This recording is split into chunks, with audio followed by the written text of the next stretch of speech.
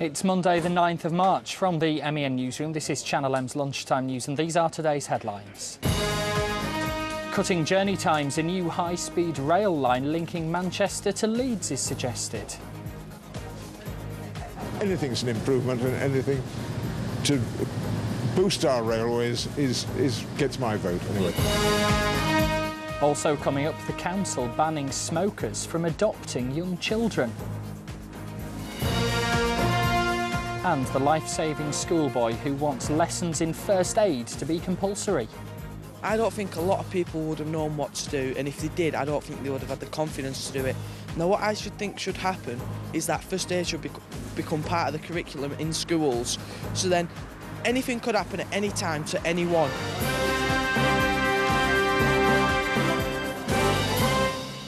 Good afternoon. First, it could soon be much quicker to get out of Manchester on the train and cross the Pennines. Plans for a new high-speed rail link that could more than halve some journey times will be discussed in Parliament later. Kevin Duffy has more details. Yes, thanks, James. Now, returning to work after the weekend on a grim, wet Monday morning, it's fair to say that commuters were not in the mood to discuss yet another theoretical proposal for improving public transport. But that is very much what's on the agenda today. There's a proposal for a high-speed rail link between Manchester and Leeds, trains travelling at 200 miles an hour, cutting the journey time to just 25 minutes.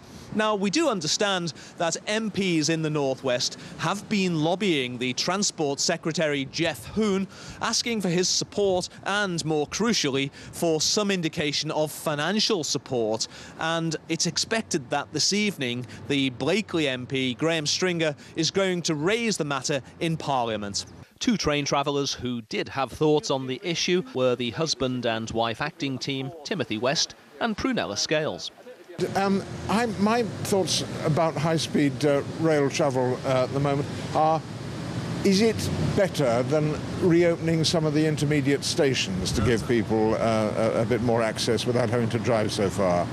I know it's a toss-up, but anything's an improvement, and anything to boost our railways gets my vote anyway. It's still quicker to go by train, even stopping at various intermediate stations to pick up commuters, than it is to try and drive that distance on a road. Now, before anybody goes dashing off to buy a season ticket, it's worth bearing in mind that even if this high-speed rail link proposal got the go-ahead, under the fairest of winds, it would be 10 years before it was in place. However, Manchester and Leeds are regarded as economic powerhouses, and joining those two cities by a high-speed link would undoubtedly bring financial benefits. Indeed, a coalition of northern cities known as the Northern Way did some sums back in 2007, and they came up with a figure of £10 billion. It would be worth, they say, £10 billion to the local economy if there was a high-speed rail link between Leeds and Manchester. Back to you. Thanks, Kevin. Greater Manchester Police are to be investigated over how they handled the case of a woman who was stabbed to death by her former partner in Bolton. Katie Summers had previously appeared on the Jeremy Kyle show as part of a family reunion. The Independent Police Complaints Commission will examine the events leading up to the death of Katie Summers at the hands of Brian Taylor. It's being reported that officers were called to Katie's house in Farnworth 4 times in the days leading up to her murder in October last year. She was stabbed 82 times by Brian Taylor 3 months after they'd ended their stormy relationship. Taylor was jealous after Katie had been out to a club with a friend. Last month, Taylor was sentenced to life imprisonment and ordered to serve a minimum of 17 years after pleading guilty to the killing. It's now been confirmed that Greater Manchester Police have referred the case to the watchdog to check whether everything possible was done to protect Katie Summers, who was also known as Katie Boardman. 3 men are now being questioned over a hit-and-run in Heaton, Mersey that killed a police officer on Friday night. PC Mike Silcock from Stockport had just come out of a pub while he was off duty when he was hit by a BMW. His colleagues have been paying tribute to him. On behalf of the Chief Constable and myself of Greater Manchester Police, I would like to pass my condolences to the long-standing partner and family of PC Mike Silcock. We are shocked and saddened by his death. Mike is described by his colleagues and friends as an officer whose ethos was to serve the public and assist his colleagues. Gordon Brown is holding crisis talks with security bosses and political leaders in Northern Ireland. The Prime Minister has been to visit the army barracks where 2 soldiers were murdered by the real IRA over the weekend. Their names have now been made public. They were Mark Quincy, who was from Birmingham, and Cengiz Azamkar from London. 4 other people, including 2 pizza delivery workers, were injured in the shooting. Oldham Athletic are investigating claims that striker Lee Hughes ended up grappling with team manager John Sheridan on a night out. The players were at the Bellevue Greyhound track for an evening where fans could pay to meet the team when it's claimed the fight happened. The striker's been accused of squaring up to his boss before putting him in a headlock. It's also claimed captain Sean Gregan clashed with young winger Chris Taylor. Smokers are being banned from fostering or adopting young children in Manchester. The council is the first in our area to make the change, but all councils have been told to review their policies. With more on this, here's Beverly Walkton. Exposing our children's healthy young lungs to cigarette smoke isn't a good idea, as we now know. In fact, here in Manchester, we have some of the highest smoke-related deaths in the whole country. And on that basis, Manchester City Council say they won't allow foster parents to take in children aged 2 or under if those foster parents smoke. Shouldn't we be encouraging more foster parents to come forward? Oh, God, yes. I mean, we need lots of foster parents for the amount of children we have to look after. But not foster parents who smoke? The focus has got to be on the health and welfare of the children. That's got to come first and foremost. And ideally, we want all foster parents or people who adopt children to not have any smoking around children. And, in fact, the lesson's there for all parents as well. No adults should smoke in front of children, whether they're foster parents or whether they're natural parents. I mean, this is very new thinking, isn't it? For generations, parents did. So why should we change now? Because 17,000 children a year under 5 are taken to hospital because of second-hand smoke from adults. And it's time now that we know so much about tobacco and smoking and the harm it does to young children's lungs. The time is now to be very sensible and put the health of children first. Well, Dr. Peter Elton, you know a little bit more about the statistics. What are the real dangers here? Well, the danger is that children will suffer worse from asthma and chest infections than if their parents didn't smoke. And children are twice likely to be admitted to hospital if their parents smoke. We've got to try and cut that out. Well, Manchester City Council is the first local authority to take decisive action. Back to the studio. Bev, thanks very much. We've been out getting some reaction to this story as well on the streets of Manchester. Are they stopping people that are drinking from adopting children? You know, I mean, I think they're smoking, they're taken too far. All right, I don't think you should smoke around children. But if you go outside and have a smoke and the children are not seeing it, what's the problem? It is important, yeah. I mean, I'm a smoker myself, so and I don't smoke around my kids. I smoke outside, but if you're going to smoke, you're going to smoke. I was adopted. Yeah. And how was it for you? It was all right. My mum and dad at the time were smokers, and I was, that's 52 years ago. You know, so it was all right for me, and it never affected me. Well, what do you think to this? Is it right that people should only be able to foster or adopt very young children if they're not smokers themselves? We'd love to hear your comments on this. Text us on 88821. Start your message with the word news, or you can email us as well, newsdesk@channelm.co.uk. We'll go through some of your comments later on. A midwife who didn't realise she was dealing with a breech birth at Tameside General Maternity Unit has been struck off. Gaynor Rostron from Ashton-under-Lyne mistook a baby's bottom for its head, despite a scan showing the patient and her baby were potentially in danger.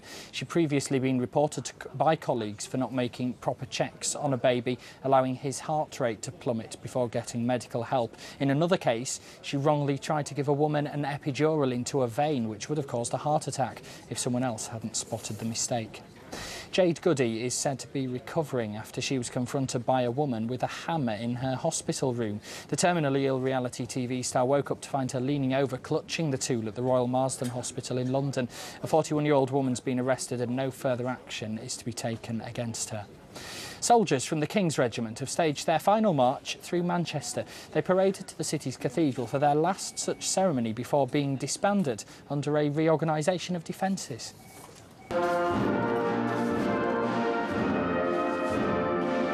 Today is a day that the colours of the original King's Regiment, which has now been formulated into the Duke of Lancaster, should I say, have actually been laid to rest in the cathedral. And it's an end of an era of the King's Regiment, which was an amalgamation of the Manchester Regiment and the King's Liverpool.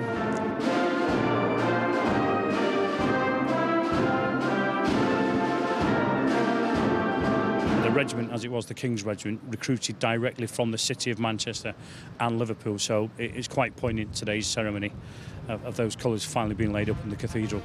I was given the honour, and I see it as an honour and privilege, being a young soldier from the King's Regiment. I've actually been given the privilege of laying the colours to rest for the final time today.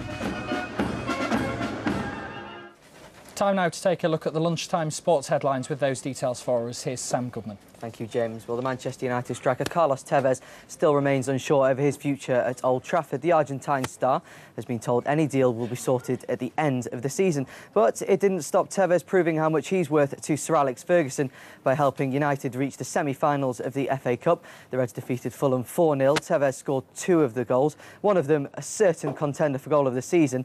The other 2 came from Wayne Rooney and Ji-sung Park. Well, United now face Everton in the semi-finals. The match will be played on either the 18th or 19th of April. And the other big result from the weekend, Bury defeated Rochdale 2-1 in the North Manchester derby. Over 7,500 fans turned out to watch the match, and Bury manager Alan Knill was happy to reward the home fans with a victory. We had 2,000 on Tuesday and 7,500 today, and it's really important that when we do get big crowds that we perform, because we want those people to continually come back and support us. So I think that's the most pleasing thing. Even though we all want the 3 points and the win, I think it was important that we performed in front of a large crowd today, and hopefully they'll come back and support us. Well, the Rochdale manager Keith Hill remained in a positive mood despite losing and dropping a place below Bury in League 2. It's the first time this season that we've lost 2 consecutive league games on the trot. It makes it more hurtful that it is Bury, but I think on other occasions we've got something out of games very similar to this. But today we didn't. Bury probably deserved the victory, and they go place above us in the league and a point above us. We've got to accept that. We've got to move on as positively as we possibly can and not dwell on what's just happened. And I think we've done that to good effect in the past. And if we do that again, I'm sure this group of players will have their opportunity to be successful. Well, in the other results from the weekend, in League 1, Oldham lost 1-0 to Colchester. Stockport lost 2-1 to Scunthorpe. Michael Rains, the scorer. And in League 2, Macclesfield defeated Darlington 2-1, with both goals coming from Gareth Evans. We'll have highlights from all those goals in the lower leagues in our early evening news. In boxing, Jamie Moore secured the European title on Friday night after a third-round knockout against Michele Picarillo. The Salford boxer is now urging manager Steve Wood to start work on getting him a world title shot. He's expected to fly to America in the next fortnight to enhance his chances of a big fight. Well, in rugby union yesterday, Sale lost to Newcastle 25-32. Unfortunately, it took away the limelight from Charlie Hodgson as he became the league's all-time records point scorer with now a total of 1,492. In Rugby League, Salford chairman John Wilkinson is backing head coach Sean McRae to turn things around at the club. The Reds have now lost 3 games in a row during their return to Super League, the latest coming on Friday after an 1848 defeat to Harlequins. And finally, in ice hockey, the Manchester Phoenix will take a 1-goal advantage into the Challenge Cup final second leg after defeating the Belfast Giants 4-3. The home side went 4-0 up before the away side attempted a late comeback. The second leg will be on March the 17th. Well, that's all the sport from me for now. Join me again later on this evening. Sam, thank you very much for the update. Much more still to come on Monday's Lunchtime News. Why one of our universities is being accused of dumbing down, and the Tree of Hope that's been created to remember loved ones at the Christie. We wanted to recognise the extraordinary levels people go to raise money for this hospital. They've raised so much money over the years, the friends and relatives of people who've died, and I think it is important to recognise the fact that they've done that.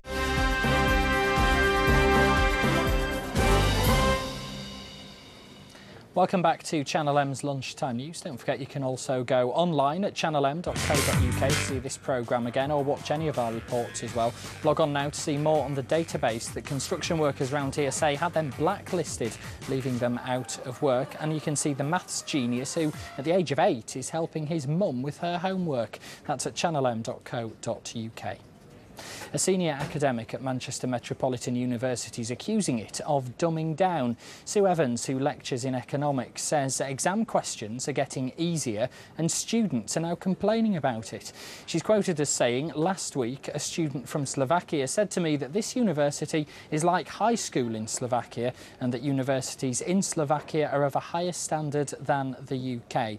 She adds, students have been accepted into the second year when they have not passed a university first year, and I'm aware of one student who'd not passed the second year of a degree and was accepted onto a third year. Her comments come in a report to MPs, which was also worked on by Walter Cairns. I feel very frustrated at this because the vast majority of us have sought to keep up standards to a certain level. And to have to say this, that in some cases, employers will have to test for themselves whether university degrees are as valid as they used to be, I think is a very sad conclusion. Well, we've been out getting some reaction to those comments now. With more on that, here's Michael Billington. Well, Sue Evans has been a lecturer here for 30 years, but now she and her colleagues have spoken out to say that degrees are becoming much more watered down. She quotes one student who claims being at university here is like high school in Slovakia.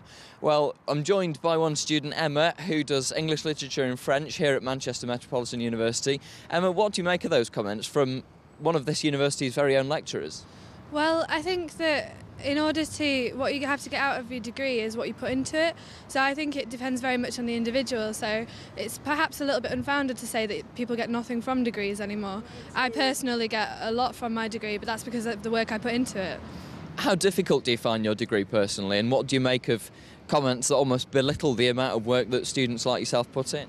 Well, I found personally that the lecturers in my department put a lot of effort into the presentations and lectures that they do, so I have to basically just do my own work to make my own way, really, and I find that the department's very good at keeping us on track. And does it frustrate you that a lecturer at this university is making comments like that? Well, yes, because the money that we pay for this course and the work that we put in ourselves as students is, we need to be backed up by the lecturers and teachers on this course, otherwise what's the point? If the university's not here for the students, then what's the point of that? OK, well, obviously a very hot topic. It's sparking debate here at MMU. What do you think, though? Tell us, are degrees becoming devalued and watered down? You can text us, start your message with the word news, the number's 88821, or email us newsdesk@channelm.co.uk. Michael, thanks very much for that. Well, in a statement, Manchester Metropolitan University say Ms Evans expresses a lot of very personal views but presents little objective information. The Department of Economics is keen to sustain academic standards and is not shy of failing students. A teenager from Oldham is calling for first aid classes to be made compulsory in schools after he was praised for using his skills to help a woman who was choking. Rhys Waring had been on a St John ambulance course but insists he's no hero and says everyone should have basic first aid knowledge. To be honest, I didn't think it was much of a big deal. I thought I had to do something, I could not do nothing. Until these last few days, I just thought of it as nothing really. It was just something that I did to help a life. Revisiting the scene where he saved a woman's life, 15-year-old Rhys Waring is a reluctant hero. On his way to school in Shaw one morning, he saw the woman choking on a piece of toast in her car. He quickly went to the rescue, giving back slaps to clear her airway. Luckily for her, not only had Rhys decided to walk that morning, but he's also a qualified first aider with St John Ambulance. It was really fate, really, as I see it. I was there, I had to do something, so I did it. I don't think a lot of people would have known what to do, and if they did, I don't think they would have had the confidence to do it. Now, what I think should happen is that first aid should become part of the curriculum in schools, so then anything could happen at any time to anyone. Nicola, the woman who Rhys had saved, didn't catch his name but saw the logo on his school uniform and remembered that and got in touch with him through his school. And he's been given an award for what he did that morning. But if you'd been in Rhys's position, would you have known what to do? Well, he's got this advice for if you find someone choking. Number one, you should ask them to calm down. Number two is you should ask them to cough to try and get it to dislodge itself. Number three is up to 5 back slaps with the heel of your hand in between the shoulder blades. Number four, you should use the abdominal thrusts, and after you've used that, you must phone an ambulance. And number 5, you should repeat if needed to. Meanwhile, at the Bridgewater Hall in Manchester, the ambulance service has been holding a recruitment fair, where Reese's quick actions and life-saving skills were almost certainly an inspiration to others. Ben Bland, Channel M News. A special tree of hope has been created at the Christie to remember patients who've lost their lives. It's 14 years since Daniel Shacklock died, and ever since then his parents have been raising money for the centre. Daniel Shacklock was just 20 when he lost his battle against leukemia. Now his name will be one of those on a permanent memorial at the Christie. He was a fun-loving lad. Fantastic. Loved sport. The girls were definitely after him. He was really, really a lovely-looking lad, if I say that myself, wasn't he? Yeah, he was. Yeah, He's a sport man. He's good fun, though. Yeah. He's good, best pal I ever had. Daniel's parents, along with the relatives of other Christie's patients, raised the £15,000 needed for the memorial. They describe it as a tree of hope. We wanted to recognise the extraordinary levels people go to raise money for this hospital. I think people like to channel their sadness into something positive, and they've raised so much money over the years, the friends and relatives of people who've died, and I think it is important to recognise the fact that they've done this. We're so lucky to have such a wonderful hospital on our doorstep, really. The Christie is absolutely wonderful. We know so many people have been treated here, and it's absolutely marvellous, and it's going forward with trials and searches, so it's a wonderful hospital. Well, it's been a wet and windy morning in places, and there could be more of that on the way. With a look at the forecast, here's Polly Winder.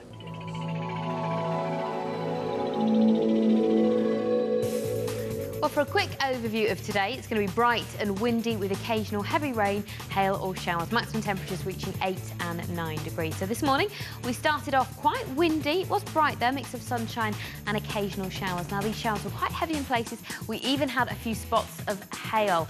Now, today's feeling slightly less cold than yesterday, with the wind easing a little later as we go through the afternoon. As I said, maximum temperatures today reaching 8 or 9 degrees. Ahead to this evening, it's going to be partly cloudy and breezy with occasional light showers, becoming wetter overnight as the showers turn to more persistent rain. This evening, we'll probably get minimum temperatures of around 2 degrees. Head for the rest of the week then. Tomorrow is going to be rather cloudy through the morning with intermittent rain, becoming dry and sunnier from the north during the afternoon. Maximum temperatures tomorrow going to reach around 10 degrees. Wednesday gets warmer, we'll get highs of 14 degrees. Thursday stays wet, highs of 11. And Friday is going to be a grey, cloudy day, but that rain goes away.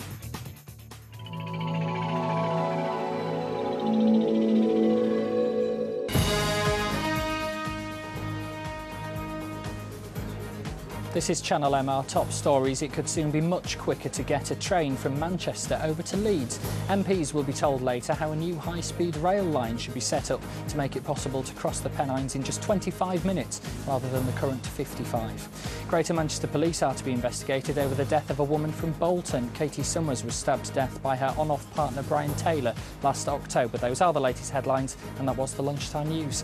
We'll have much more with Andy Crane in our early evening news from 5 tonight, but from me and the rest of the team, bye-bye for now.